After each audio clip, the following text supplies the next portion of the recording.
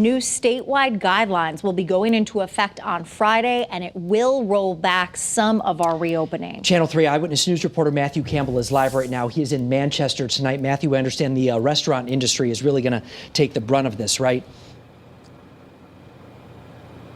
Yeah, Mark and Aaron, we're all going to be impacted, but there's going to be a lot of changes in store for restaurants. For example, if one of them sells alcohol, they'll need to close at 9:30. And as we start to tread this second wave of the coronavirus, this could just be the beginning. Rather than think about how we respond now on a community by community or regional basis, I'm thinking more about how we respond on a statewide basis.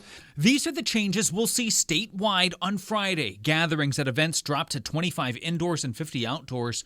Church services go to 50% capacity, maxed out at 100 people. 100 people at most are also allowed in theaters, but the biggest changes will be at restaurants where indoor capacity is back to 50%. A maximum of 8 people can sit at a table, and most importantly, 9:30 is the new closing time. It's going to be tough to survive. Obviously, that was the time of night from 8:30, 8 o'clock on is when we make our money. Here at Shays in Manchester, owner Jack Maloney has been bracing for a tough winter by installing tarps for his main patio. We should be able to keep it going year-round. He says all that work and money spent was wasted because the doors will close hours earlier than normal. It's going to hurt our business drastically. It's put a lot of people out of work. That's going to be the number one thing. The governor previously said his concern about virus spread didn't come from restaurants, but after a couple of maskless gatherings with no social distancing were exposed, that stance has changed. I'm sorry, almost all the restaurants are doing a really good job, but there have been some problems. We think 9:30 is a lot easier for our municipalities to enforce. Let's face it, the kids have already told us they're going to go to house parties after that, and there'll be no control there.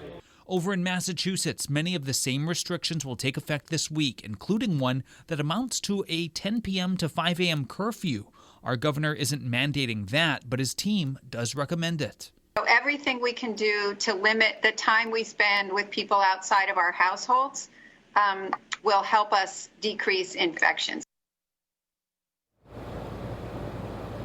All right, so this is going to feel a lot like it did during the spring, but the biggest difference is that schools will remain open, hair and nail salons will remain open at 75% capacity, and even though these restaurants will be closing at 9:30, the options for takeout and delivery remain.